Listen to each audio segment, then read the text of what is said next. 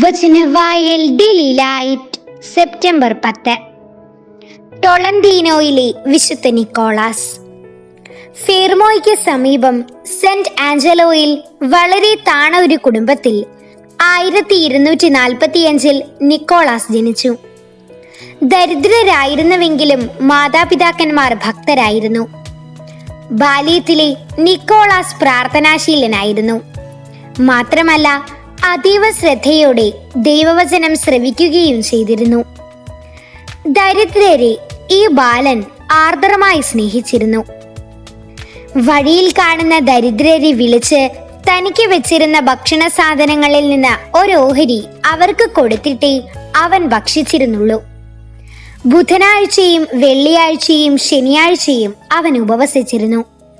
യൗവനത്തിലേക്ക് നീങ്ങിയപ്പോൾ തിങ്കളാഴ്ചകളിൽ കൂടി അവൻ ഉപവസിച്ചിരുന്നു. സാധാരണ യുവാക്കളിൽ കാണാറുള്ള ദുഷിച്ച വാസനകൾ അവനിൽ കണ്ടിരുന്നില്ല. സദ്ഗ്രന്ഥങ്ങൾ വായിക്കുന്നതിലും ഭക്ത സംഭാഷണങ്ങളിൽ ഏർപ്പെടുന്നതിലും ദേവാലയത്തിലിരുന്ന് പ്രാർത്ഥിക്കുന്നതിലുമായിരുന്നു അവന്റെ ആനന്ദം. വിദ്യാഭ്യാസത്തിൽ പുരോഗമനം അതിശീഘ്രമായിരുന്നു.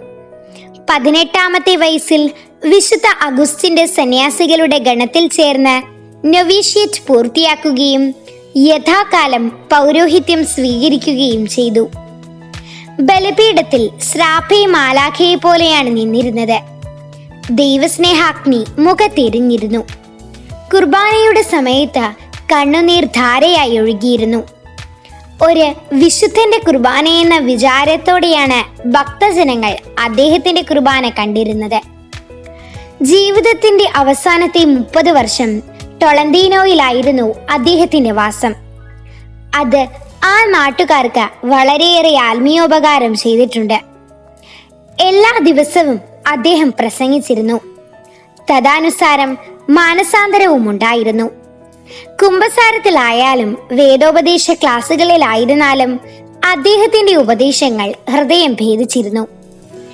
1306 സെപ്റ്റംബർ 10 നിക്കോളാസ് നിര്യാതനായി. 1446 എവുസേബിയസ് ചതുർത്ഥൻ പാപ്പ അദ്ദേഹത്തെ വിശുദ്ധൻ എന്ന് നാമകരണം ചെയ്തു. ഈ വിശുദ്ധന്റെ ജീവിതം നമുക്ക് അന്വർത്ഥമാക്കി തരുന്ന തിരുവചനം ഇതാണ്: നീതിമാന്മാർ ഭൂമി കൈവശമാക്കും, അതിൽ നിത്യം വസിക്കുകയും ചെയ്യും. സങ്കീർത്തനങ്ങൾ 37-ാം അധ്യായം 29-ാം വാക്യം. വിചിന്തനം: നന്മരണം ആഗ്രഹിക്കുന്നെങ്കിൽ നീതിമാനായി ജീവിക്കുക. ദൈവത്തോട് വിശ്വസ്തരായി ജീവിക്കുന്നവർ ദുർഭഗരായി മരിച്ചിട്ടില്ല. നമുക്ക് പ്രാർത്ഥിക്കാം. പുണ്യപ്രവർത്തികളിലൂടെ വിശുദ്ധ പദവിയിലെത്തിയ വിശുദ്ധനെ പോലെ നീതിയുടെ മാർഗത്തിലൂടെ ചരിക്കുവാനുള്ള കൃപ ഞങ്ങൾക്കും നൽകണമേ. ആമീൻ.